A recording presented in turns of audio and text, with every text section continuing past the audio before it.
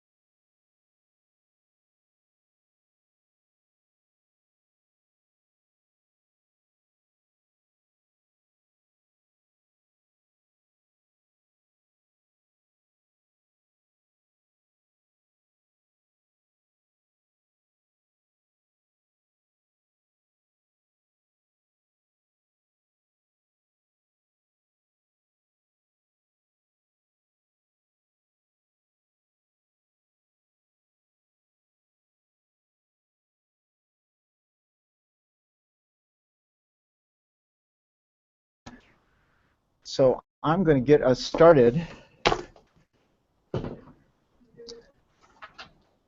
Actually, what I can do is go over here, stop. All right. So welcome everybody. Everybody got pizza? Yes. So welcome to our middle of the semester, I guess, or a little bit beyond the middle of the fall term TWed. So just a couple of logistics. This is being streamed and recorded live, so just keep that in mind. You're welcome to ask questions, but just keep in mind that this is being recorded for posterity. Will remain on the internet forever. So just as soon as Hao gets up here, is Hao starting off, or is Marshall? We're lucky to have Hao Zhong and Marshall Ma presenting kind of a two-parter today. Hao has been working on this really interesting piece of work called data rescue, where the effort is to try to recover data from the literature extending back decades and making it useful to teams right now, putting it in a mode where it's easily used in computations. Marshall is going to explain some of the data science context for all of this. It's really exciting. A couple of logistical things for the future. We don't have a TWed next week. We have a TWed in 2 weeks. Then we've got some break. We may slip in a TWed after the U.S. Thanksgiving break. And then we've got lightning talks. And I will soon, probably before the end of the week, send out notice about signing up for lightning talks. So without further ado, Hao, take it away.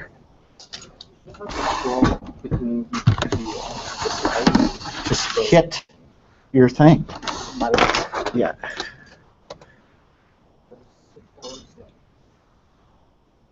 And unmute yourself. Okay, if you could please.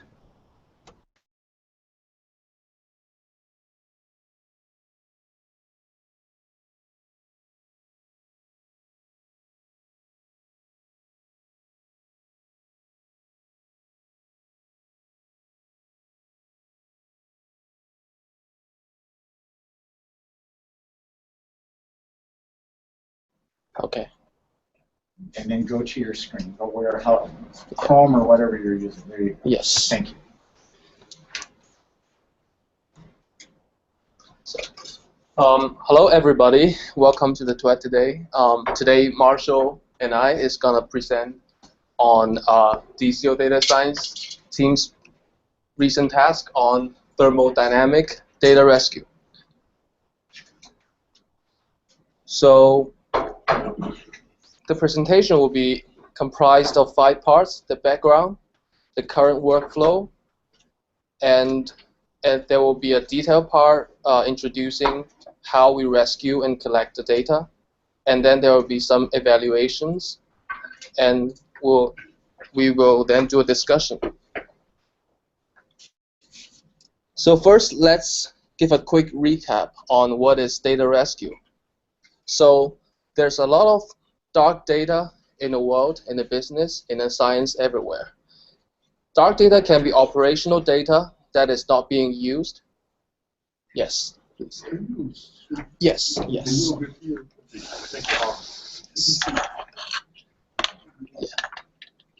Yeah. You can see that. Oh, I can see that? Yeah, okay.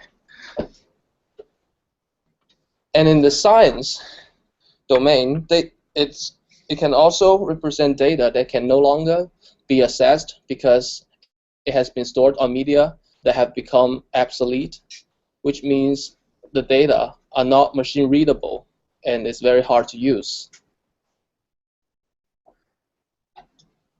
The lack of access for dark data can happen because of several reasons, such as media used for storage, nature of the formatting, and nature of the data curation and organization. Does that make sense? All right. So naturally, data rescue is the work to improve the machine readability, accessibility, and discoverability. And the work covers topics such as OCR of scanned papers, metadata and provenance collection, and data registration and publication via open access data portals. What's OCR? Optical character recognition. Optical character recognition. Means Optical character recognition. yeah, optical character recognition means recognizing characters from images to be plain. So the DCO Data Science team has been doing the thermodynamic data rescue for a while. The drive of it is there's a large number of legacy data sets that are contained in the dated geoscience literatures. And these data sets are in a very poor scanned PDF quality, and thus is not very easily accessed and usable for now. Yeah, I think the oldest paper we ever experienced is a paper published in 1995 or 1923. Yeah.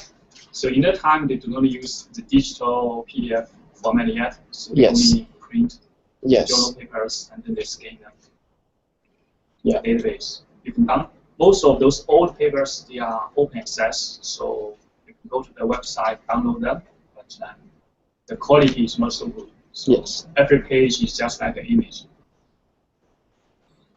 Thank you, Marshall. And currently, DCO Data Science team and Dr. Mark Yoso from DCO Extreme Physics and Chemistry team have identified the thermodynamic datasets to be rescued. And meanwhile, we use this dataset to explore methods and techniques for data rescue and management. And this is a screenshot of the dataset. You can see these are mostly papers ranging from 1930s to the 50s or 60s. So in the process, the data science team have developed a workflow diagram. The workflow diagram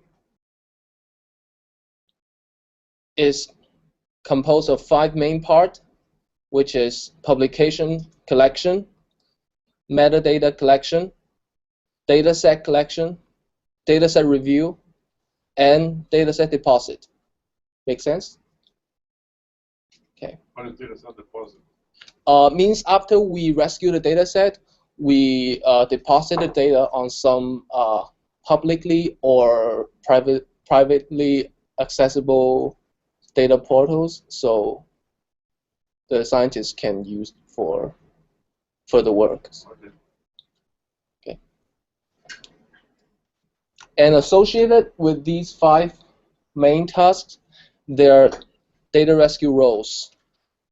For example, we have document and metadata collector for the first 2 tasks, and we have data collector, data reviewer, and data curator, which is the person who finally deposit and register the dataset.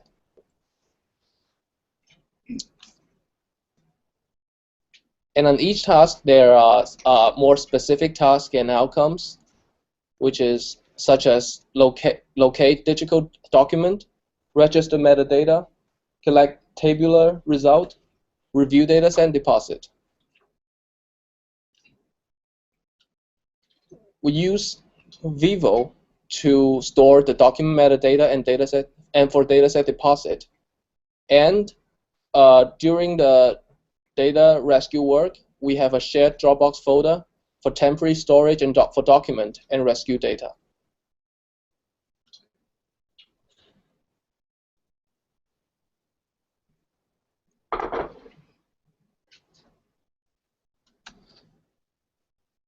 So these are the more detailed screenshot of the data rescue workflow.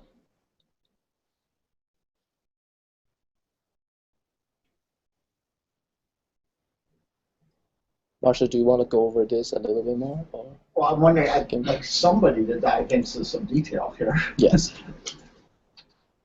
So why don't you talk through it? Sure. Talk through a little bit more detail about each of the steps. Sure. So the document and metadata collector role are often taken by some domain expert. They choose the document, and sometimes they register metadata, and they put the document into a publicly accessible shared folder, which is locating the digital document and put it in the folder. Okay, and that completes the data. The document preparation. So someone like Mark Yoso Yes. finds a document from 1934 that's got useful data. Yes. And, yes. And he plops it into this shared space. The shared space. And currently, it is now usually me or Marshall doing the metadata collection, meaning we extract the metadata of the document and register in Vivo. Oh, sorry. And the DCO data portal provides a very nice functionality. And is that because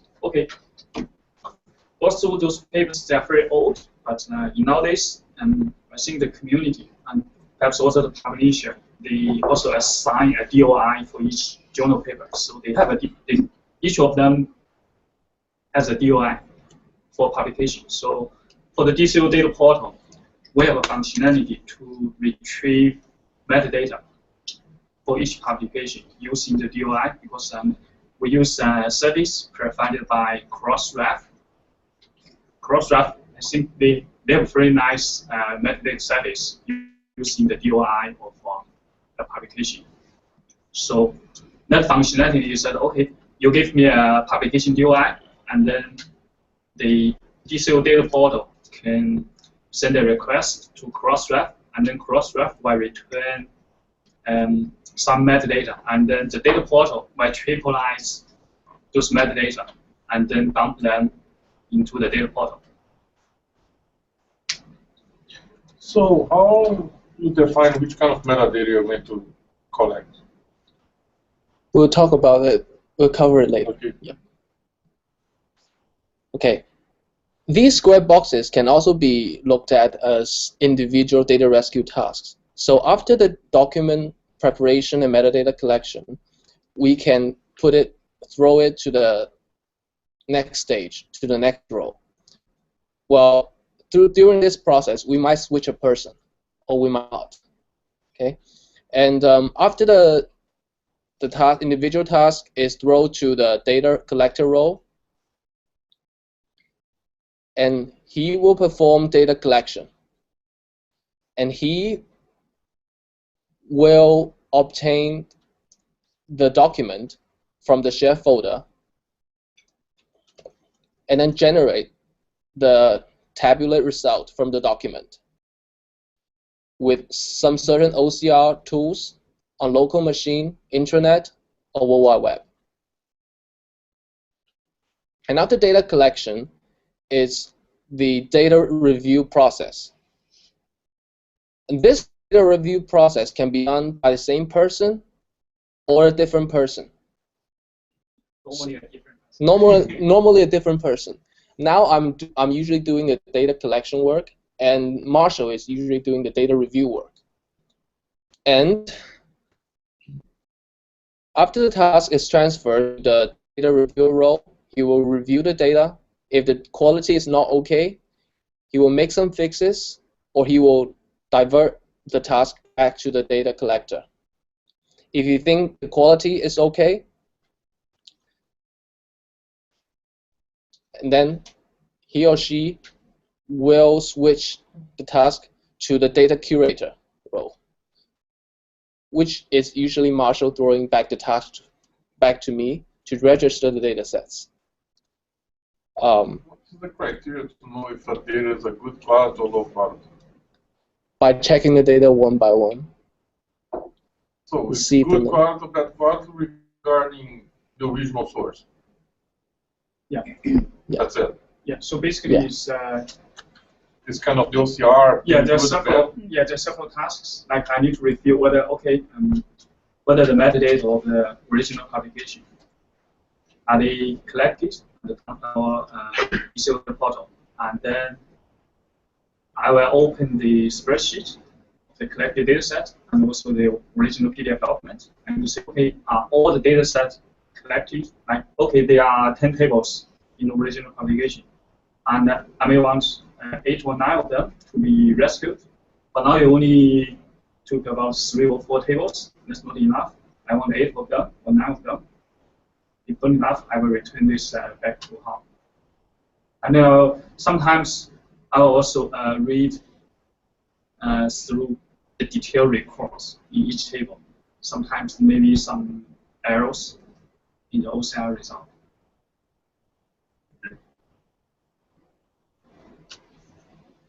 And then the task will be for the data curator for data deposit, who will take the rescue data set from the share folder, here, and deposit them in vivo. So to implement the workflow, several workflow management environment available. Actually, there's a lot. The one we're currently using is called Trello. Trello is a very easy platform to use. So this is a screenshot of the Trello board for thermodynamic data rescue for fall 2015. So the 5 main phases of data rescue are listed here, and individual data rescue tasks are created as a separate card, and these cards can be moved forward or backward between these phases.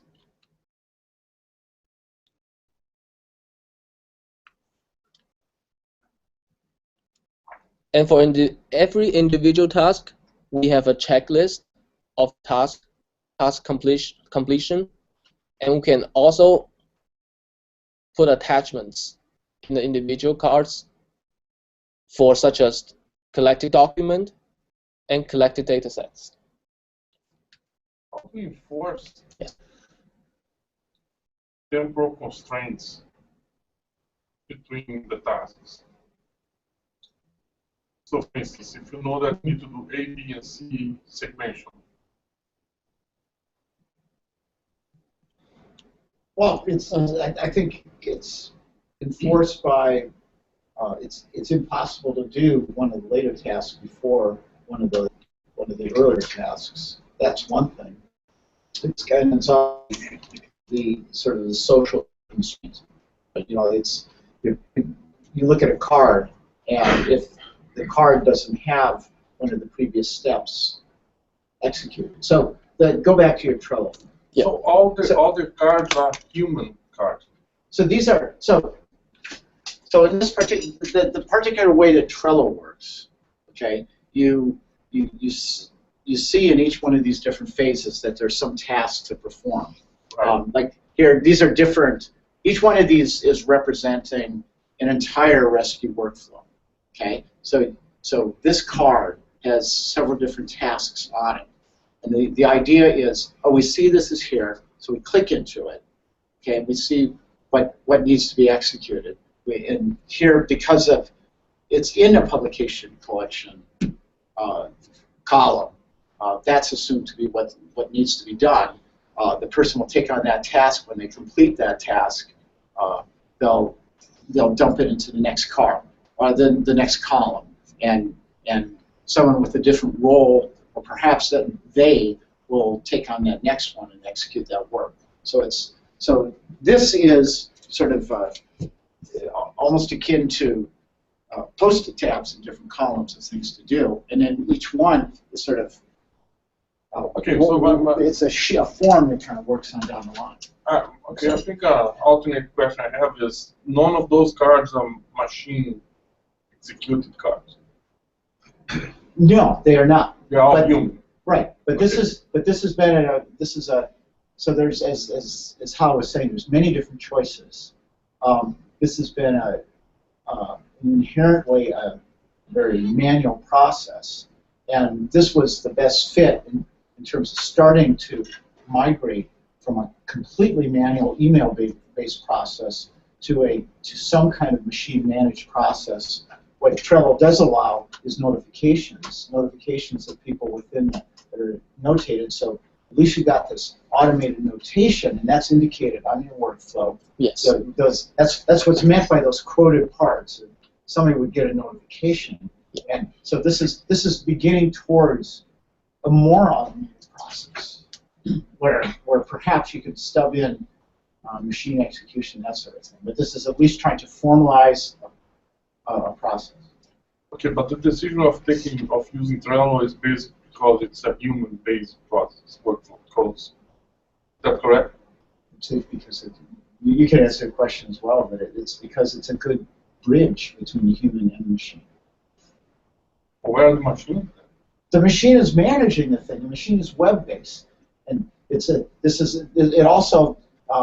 can be multi-institutional. So the role players, since Trello is a cloud-based system, these role players can be at different institutions, and that in fact is the case. Mark Yoso is at a private entity. Trello basically is an environment for workflow management. So when you move tickets among those steps, or when someone types something or communicates something, when someone pastes something, when someone tag a certain step to show, okay, it's finished or it's not finished.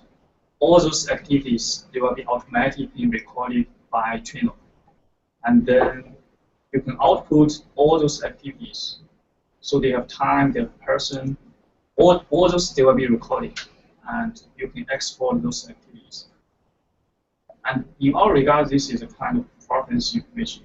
So it's about who did what in which step and finished which task. But only for the OCR task, for the data rescue task, currently we do not do it fully automatically. But for the workflow, I mean, Trello can do very nice work for the documentation. It's excellent. I'd forgotten about that provenance piece. That's excellent. Why don't you continue?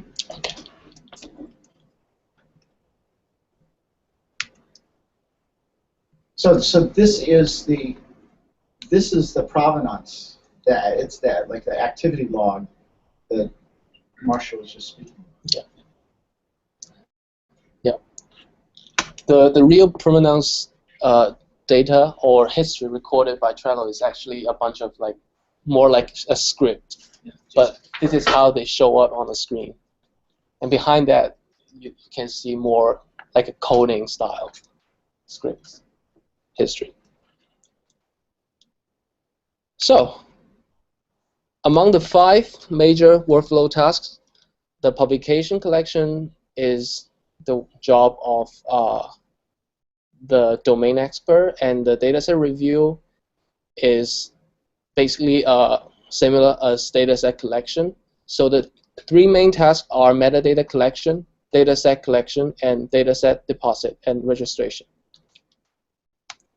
So this shows how we collect metadata.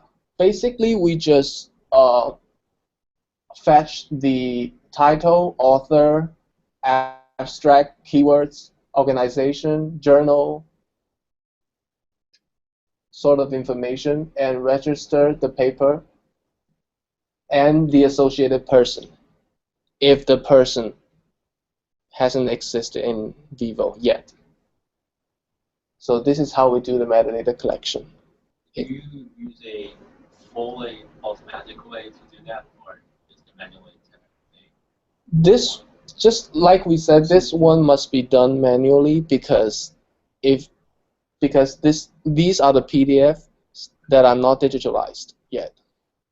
So I know nothing about Weibo, but yes. I feel like Weibo is like sort of linked data application that allows you to create this. So in the best of all possible worlds, yeah, right? Even though this particular article is what, from 1991? 81. 1981. Yes. It may have been registered with DOI. It may have a DOI, right? So just because it's old does not mean, as Marshall said before, it could have a DOI. It could have cross-ref metadata. So some of this metadata, such as the usual stuff, the title, the authors, could be already in cross-ref, and that could be automatically retrieved by Vivo, and part of the instance for this object, this DCO object. Other metadata, as Hao said, it's like the abstract, whatever, is probably not. It needs to be entered into Vivo. And sometimes we need to double check if the paper already exists in Vivo. If not, we just have to create a new one.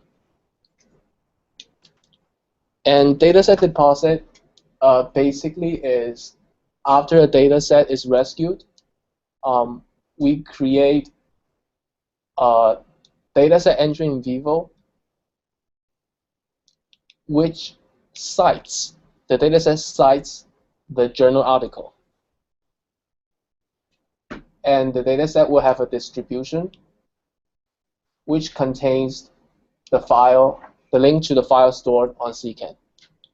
So you need to make it clear that just as Ray said, this is not, Vivo is linked data. The yes. dataset's not being stored in Vivo. The data set is the metadata of the data set is stored in Vivo, but the physical file, that spreadsheet, is registered through Vivo, but finally it's dumped in second. Yeah.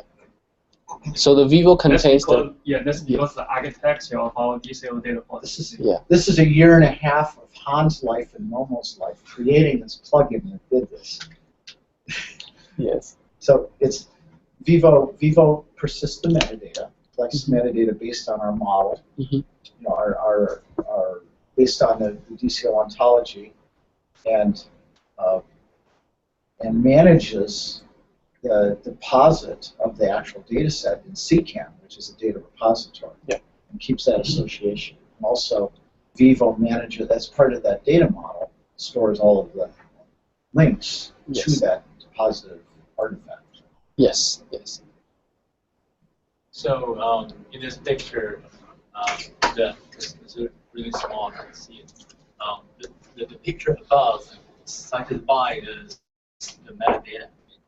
Yes. And then the arrow, cited by arrow points to the picture is the data set. The record above is the original journal article, and then the left bottom is the record of the data set. So in our regard, okay, we rescue some data set from that paper, so we should see this data set size that article. Or in the reverse direction, the article is cited by the data set. Do we have like the linkage of cited by and past distribution with the system? We do. We do. Like physical, like URI thing, like URI prefix and slash cited by, and the subject is the journal and the object is the data set. The data set has the property sites, Vivo sites or DCO sites that link to the journal article. So there are some forward and backward links. There is. Yeah, the key, one of the key things that's sometimes a little confusing is, so the lower left here is the data set metadata, right? The deposited data set metadata. And using a W3C DCAT vocabulary, that refers to the actual downloadable artifact as a distribution. That's what that's referring to. So these are meant to be properties that, I guess. Yeah. There's several levels of indirection before you get over to the CCAN where the stuff actually is. Also store the original paper and the PDF. No, you can't. This is copyrighted. We can only refer to that. Yeah, that's a very good question, but it's I should let these guys answer. But we provide a link to the original web page through the DOI. Okay, but if you have a copy already published out there, not published, if you have a copy that's openly available, you copy it, right? In theory, you could, but that's really nebulous and dangerous. The preferred approach is, since you have since you either have, so it was obtained as a PDF, right? So there was some place, some publisher-approved place that was accessible. Either it was accessible through a DOI or some other URL to a portal. The preferred way is for us only to link to that location as metadata. It's very dangerous to actually post that manifestation without publisher authorization. Shouldn't. Don't do it. Go ahead. Okay. Oh, after the data deposit, we go back to talk about the main task, the rescuing and collecting data. So we did create a hack path for data rescue directions. So mainly we used a software called PDF to Excel to help us to convert PDF images to Excel. So before we talk about that, let me skim through a little bit things about how we do the representations of certain names, quantity names in Unicode in the rescue data sets. Because sometimes a lot of operations in Excel will lose complicated formatting such as super and subscript, fonts, and a lot of things. And also using more Unicode-style representations of quantity names is very uniform and machine readable for the future.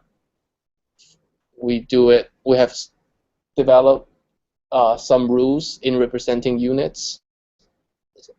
References, for example, references, it's a bad habit that we use superscript because these superscript can be lost when we copy and paste, and if these superscript are numbers, it can be easily mixed into these numbers. So the practice we use is to adding a square bracket, and there's some Unicode-style representations of chemical formulas, Greek letters. Basically, we just type in the Greek letters.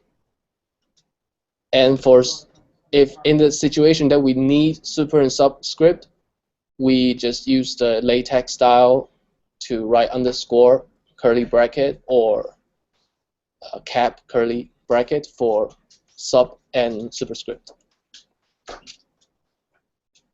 So there is some common and unique OCR mistakes, such as recognizing the dot to comma and the middle dot, quote, something like that. 2 recognizes Z, 3 recognizes J, 5 recognizes S, 8 recognizes B. And these ones are very common and very unique mistakes. So during the validation process, which we will discuss later, we will just ignore these cases, and then we will treat them by finding replace feature afterwards. So here I create some 2 very short video demos of how I do the data collection. It takes us about 5 minutes. So here is the Dropbox folder that we put all the documents and all the rescue data sets in it. They have the same file name. So we use PDF to Excel, open the Kelly et al. 1946. And then this is the rescue data set, which is halfway done.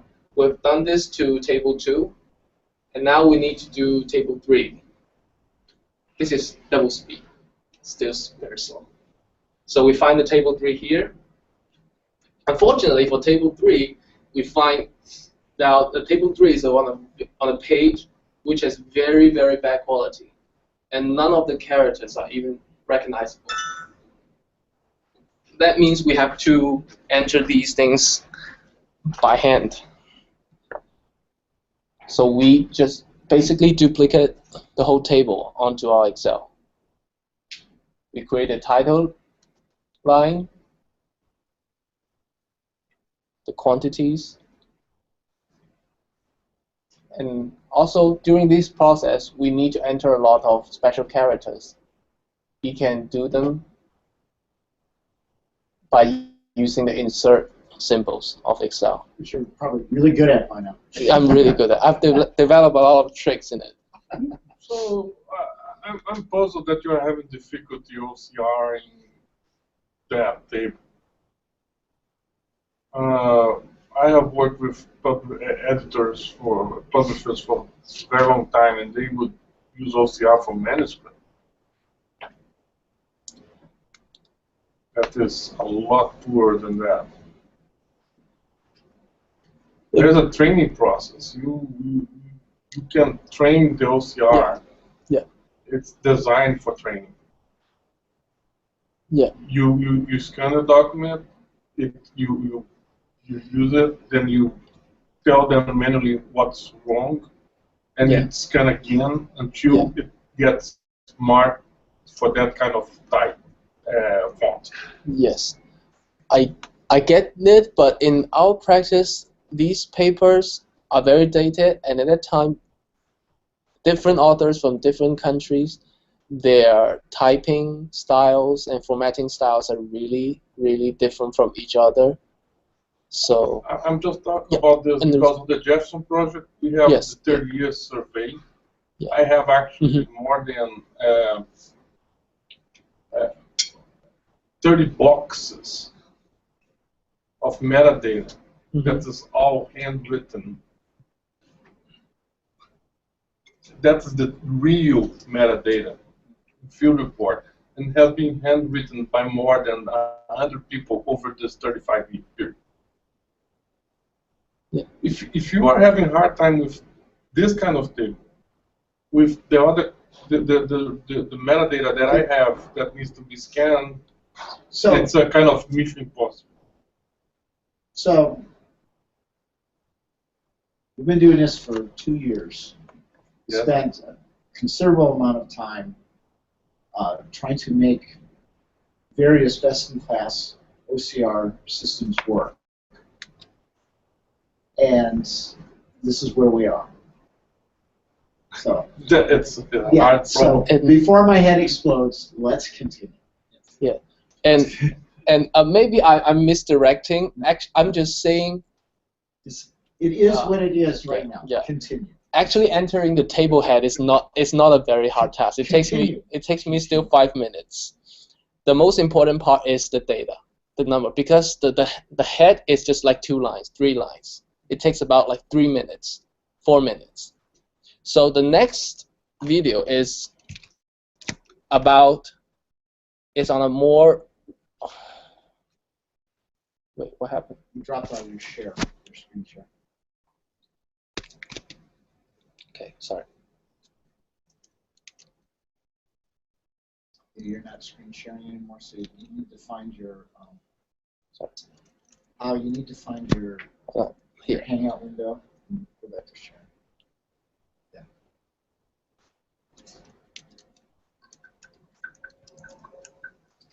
There you go. Good.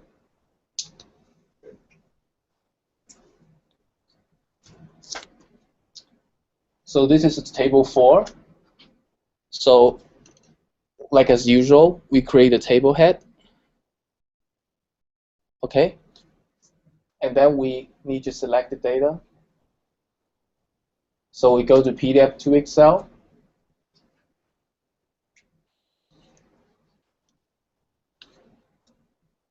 We select the data. We make sure every setting is right, and we click Convert. And it will pop up a window which we can validate each data entries. See here, one is recognized as a letter L, but it's a very uniform and unique mistake. So we just let it go. We can deal with it altogether. That is through this process. Yeah. I mean, is the tool learning? That's the thing I think they can improve. The tool will not learn this through the process. And I think the company could look into it. Really. Because if they can learn through this, it will be a huge free user data for them to improve. So we just do it one by one.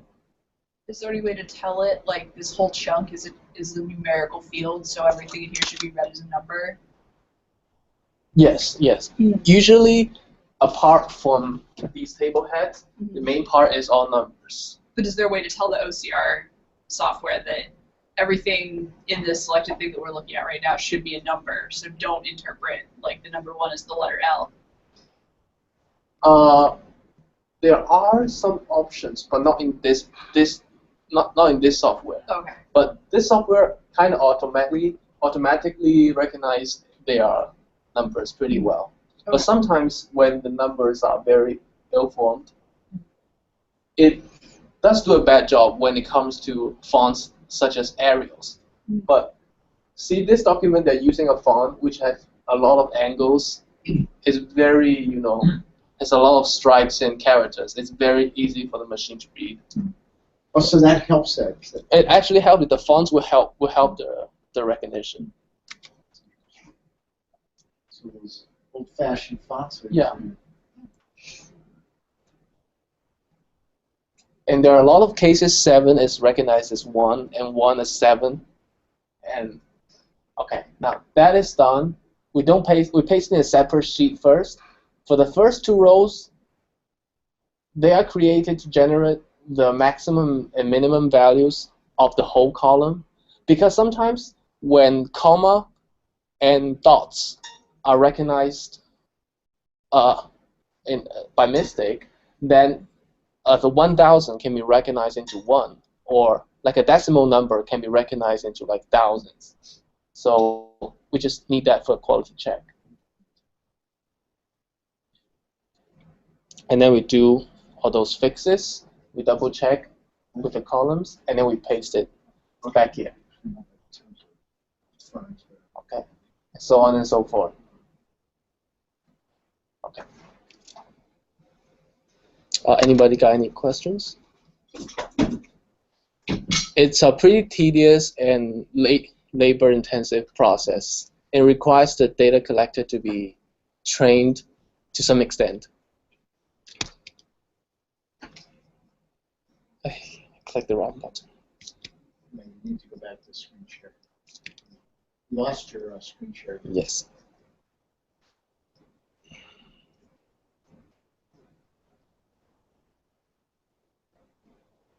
Screen share here. Yep. Okay, there are indeed certain ways to evaluate the data rescue process. Actually, there's a huge community of data rescues in the world, and each year they have this International Data Rescue Award in Geosciences. Sorry, the slide's a little bit not done yet. Basically, a lot of research groups, they submit their data rescue works to the committee, and they will award some of the outstanding works. So they have 4 main judging criteria for data rescue. Sorry, there's some more comments. A, accessibility, usability, sustainability of the data rescue, of the data, information value of the data set. And regarding the data rescue itself, its quality of the rescue process and merits of the approach. So what are some examples of what things that have won? Has this was 2015. What has there been previous competitions? Yeah, they have. Yeah. Actually, there are 2 levels of this competition. One is only organized by AIDA, so at the Columbia University, and the high level is the collaboration between AIDA and TWed. So actually, for DCO data portal, we have already done one AIDA award data rescue result into our data portal. So are we going to? So wait. So we've done that in a previous year, or is that? Or are we?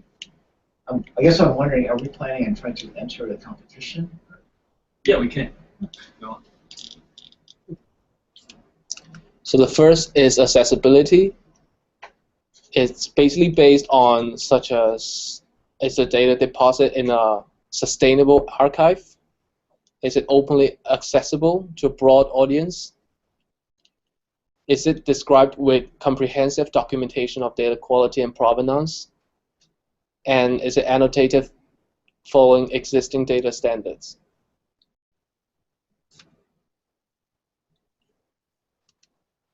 So the next is information value of the data sets,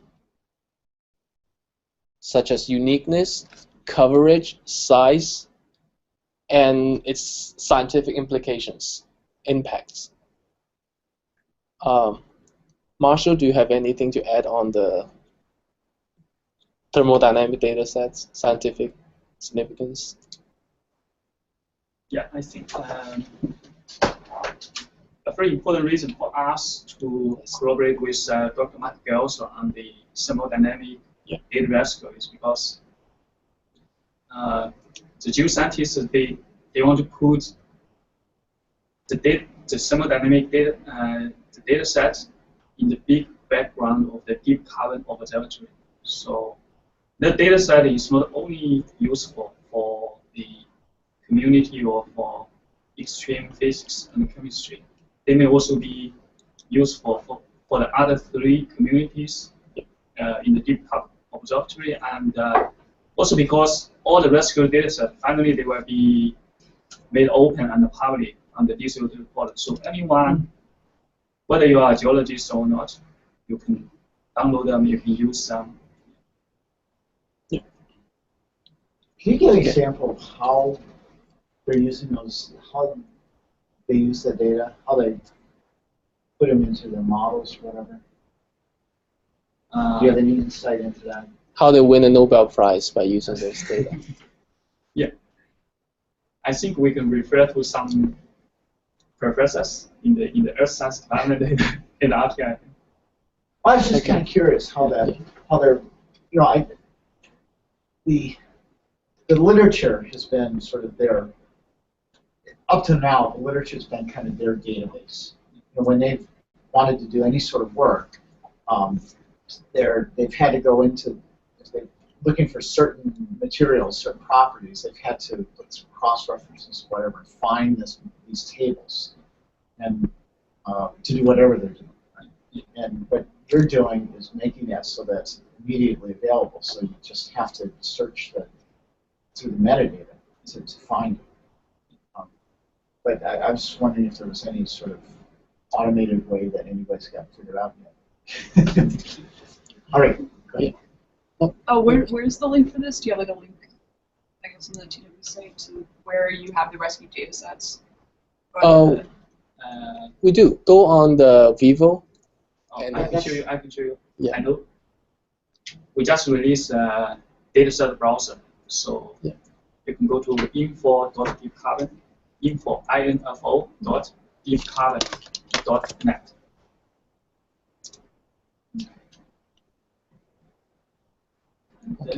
Okay, and that's in the DCO data portal? DCO data portal. You click it, you can see a drop-down list, and then dataset browser should be in the drop-down list. Under resources, maybe? Under the resources menu.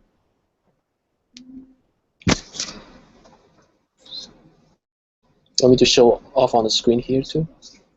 So,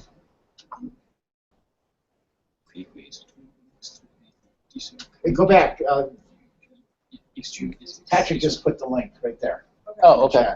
I got it too. So this is data types. I have friends in material science But who anyway, have open said a new words that I tab. saw in some publications, so. Right there. Wait, it's data sets. You got it right there. But that's the data. Okay, so this is our dataset browser. Say order by year. So here we have, say, click on one that's interesting. okay, I say the author is me. So these are the data set I rescue, and me and Marshall rescue lately. And say that has the thermodynamics of chemicals and minerals data type. And it shows its distributions and it's the direct access link. Why don't you go into that? Oh, sure. Say I click into this. It goes to, if I click into the link, the title link, it goes into the dataset profile. Yes. And here's a down URL of these. We'll go into it. Yes. We click it. It's already downloaded. Go into it. It's gonna work.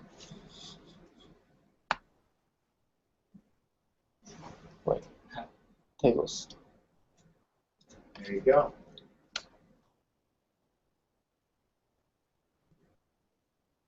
All right. So how we do? We got 10 minutes left. What do you want to show? So we're almost done. Yeah, we're almost done. We're almost there. One show. Yes. Okay. So here's the thing. Let's go back to the presentation. So before you leave that, yeah. don't close yet. I had a kind of a question about, so if you look at your the structure of the table, okay, it's your, yeah, this is a good example of your, in your Excel, in the data in your Excel spreadsheet, very accurately have reproduced, information like this, which is kind of, it's a table description. You've got these headers. These are chemical, molecular formulas, and then you've got information such as this. But if, and these, how would you actually, what would be a more, is that actually machine readable, or would you have to transform it into something actually can compute based on that value? I think this is our next step to maybe convert these open XML files into more machine-readable data formats. Well, I guess what the question is, what would be a machine-readable form of 45.1 plus or minus 0.03? Yeah, that's not going to fly. Yeah. If I've got code, if I've got our code, I'm going, what?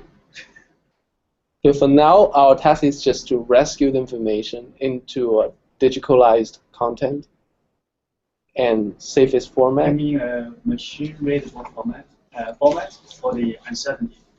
For the a machine-readable way to express that the uncertainty of that. Yeah. Actually, I have a way. Yeah. I know. Okay. So there's an answer to the question. Yeah. Okay. Yeah. You want to share that, or you tell me afterwards? I can show you separately. Okay. Well. So my point is that on the, when you looked at the, so you've accurately reflected in a somewhat. Yes. So what you've done is machine readable, but I guess what I meant is in a way that's going to be usable by computation. Okay? Yes. Your C code that's parsing it, Python code, R code that's looking at this is going to want that in a different form. So this is a machine readable thing, but you're going to have to interpret that to do the calculation. Yeah. The data is not fully prepared for operations. Yeah. Okay, so HADATAC is human-aware data acquisition framework. And the acquisition is basically of two kinds: measurement, simulation, and being told. So we have been dealing a lot with measurement. We have done a lot of work with simulation before we start implementing HADATAC. So simulation has been in our mind throughout the process. What I see is that this framework, the whole pipeline, is a very nice way of making a case for the told part. So the data they are measurements. They are whole results of extensive research that has been done. But at this point, we don't know much more than the original publication. That's right. So you don't know which sensors were used, how they were, what's their accuracy. They do not know. We don't know most of the things that you would get if you're using HADATAC. But you have some information that you may collect on the process that may be useful also. And by the way, just the fact that you can go a place, do a faceted search on all of this data, and whatever metadata you can put there, it's going to be used to search for that kind of data. I think it's a plus anyway. So So what I'm just saying is that you have used Sican as a repository that's very coarse-grained. Yeah. So if I could, I didn't want to be rude, but I want these guys to finish up. Okay, sure. No, but I think it's a very good point. So as I said before, this has been a process that's been going on for some time, and we do need to, because one of the aspirations is that this is part of this aspect of data rescue is part of the process. And the ultimate goal for anything we're doing in this lab is to get it into linked data, because it is so much more useful. Okay, and I do think Paula makes a very good point that we should ask questions about how do we go further. How do we take rescue data and then get it into a repository form that's more linked data oriented? How do we start wiring up ontologies that represent the thermodynamic properties, at least in this case? So those, I know that's on Marshall's mind, and it's enough just to get this in the form. But so you guys. Yes. We'll continue to talk. How continue? Yes. Okay. Go ahead. Okay. Thank you. You know how to reach me, right? Thank you very much. So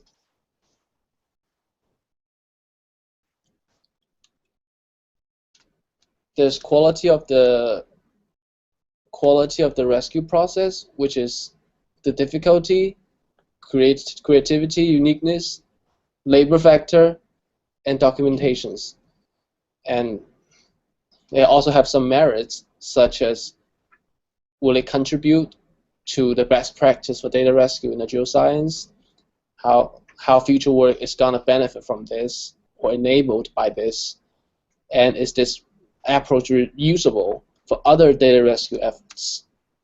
So for now, we use the PDF and use PDF to Excel to Excel. The workflow only atomize the thermodynamic data rescue work to the per file level.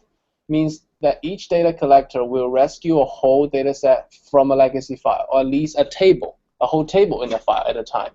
Therefore, it is still not very completely automated, and is still labor intensive and requiring training of data collectors. So the question for me, because I'm the one who is doing most of the most atomized work, I'm thinking, can we further atomize the task so that maybe less training is required, so that more people can participate, and can we make it less labor intensive in the sense of workload per person per time? So, is there an answer? I think we can. So lately, I've been thinking about a method. Just thinking about it. Have anybody heard about reCAPTCHA? Is the reCAPTCHA that we do the verification code when we go into website, and it's invented by this guy Luis von Hahn. Is a Guatemalan entrepreneur from CMU, and these are very outdated newspaper from the 18th century, 19th centuries, and even use the best OCR method, we won't even be able to recognize every letter. So the reCAPTCHA actually, after they separate these paragraphs into separate words, and they put separate words on these verification codes, and then when the user login enter these verification codes, they're not only entering the verification code, they're also providing the information about what they see from these characters. And how do you know the user enters the correct words? Because actually each time they provide 2 words, and actually one of the words, which you don't know which, is already verified, and the computer knows what the true value is. And every user, you actually need to enter the right word of the 2 to pass the verification, but usually everybody just enter both of them, in which will provide information of the other word. And thus, in the process, the web application will recognize if for example, for the word between. So if it got 10 people enter the word between for the image for between, then it will say that's between. So it's like a crowdsourcing approach for pattern recognition. Yes. And then its library will become bigger and bigger, and its uncertain pool will become smaller and smaller, and at last all the words will be recognized. So this project started in 2007, and by the end of 2009, it has completed digitalizing the archives of the New York Times with more than 13 million articles in a total that has been archived, dating from the 1851 to the present day, just in 2 years. So this is one of the approach I think maybe our data rescue can be benefited from. So, and then in 2009, it was acquired by Google, and then now Google is using the technology to improve their recognition of street numbers, to improve the accuracy of Google Maps. And So that'll be all. I think we should finish up. So let's everybody finish. Thank you. And so, like I said, our next TWed is in 2 weeks. And thank you very much. If somebody could help me bring stuff upstairs. Thank you guys online.